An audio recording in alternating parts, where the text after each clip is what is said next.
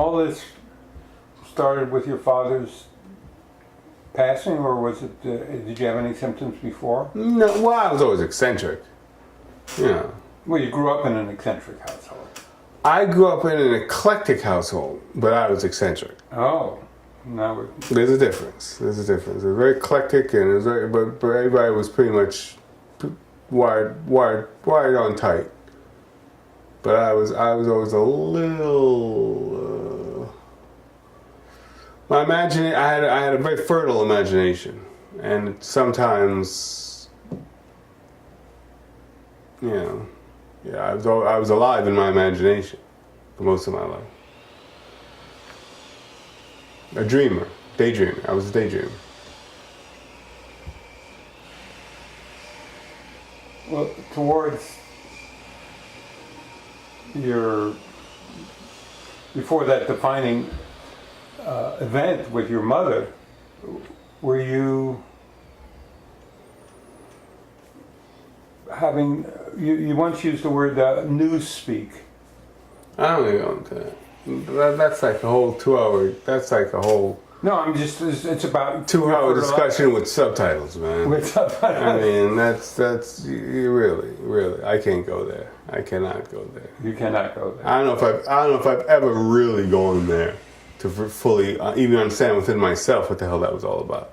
It was just my not being able to comprehend language. My being so fucked up on marijuana, and as a result, so fucked up psychologically, that I couldn't understand the simplest sentences anymore. I assumed that everything was double talk or psychobabble or newspeak or whatever, subspeak, whatever you want to call it. I was totally out of my mind after smoking all that marijuana. And I wasn't even smoking a lot, but it did a number on me. And I couldn't function. I couldn't function. I couldn't go to class. I couldn't go to work. I couldn't go to the market. You know? When anybody asked me a question, I'd have to sit there for like 5 minutes trying to deduce what the hell they just said to me. What it meant, what they meant by it, what it meant to me, what they were trying to say to me in a deeper sense, what it meant in the whole global sense. You know? Cash a card. What? You know, it's just crazy. Paper or plastic? What? You have a song called Paranoia. Paranoid. Cut to song. Cut to song. And we're back. Oh, right. Excellent. That was a great song. I really loved that. You were so right on, and especially the eye in the mirror and the eye of the tiger. Yeah.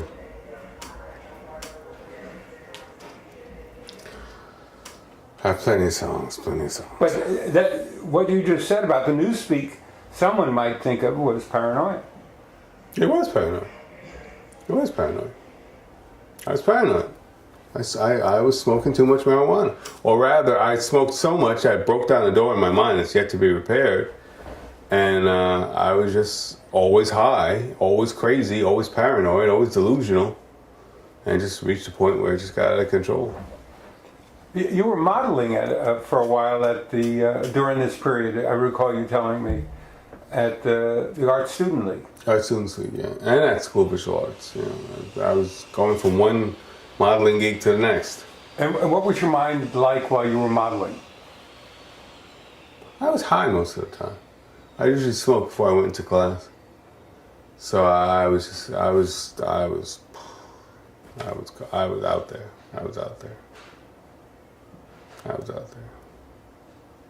Seeing things, hearing things, smelling things, feeling things, while you're sitting there.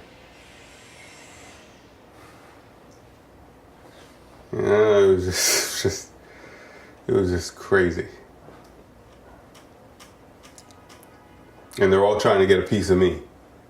You know, everyone out there is like, it reached a point actually in my last session at the Art Students League, where I kind of pieced it all together and thought, okay, they're all mind vampires. And they're taking a piece of my soul with each painting they're doing of me. So each of them had enough of me in their painting to take home and pour over and plunder, soul plundering. And here I was sitting there stupefied, figuring this out and going, whoa, that's deep. And still sitting there.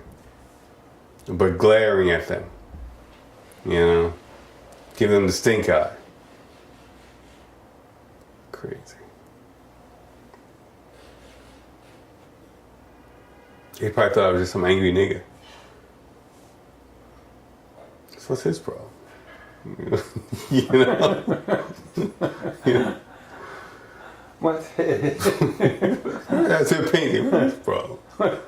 What do you give me that stink eye for? I know. What do you mean? And yet you were... In my mind, I was a million miles away. It was the apocalypse. I was Jesus. I had to save the world. I was a million miles away. I was not in the Art Students League at a 9 o'clock class with my dick hanging out. That's not where I was at. But you also said that you thought all these women wanted a piece of you too. Well, At some point. it didn't help. It didn't help that they were coming on to me as well. But by this time I thought they were vampires. So while I'm going to my cubicle for 5 or 10 minute breaks, and they're all like, "Hey, do you want my number?" I'm thinking, oh God, they want to eat me now. They want to fucking. I'm locked in my cubicle, freaking out, smoking. Just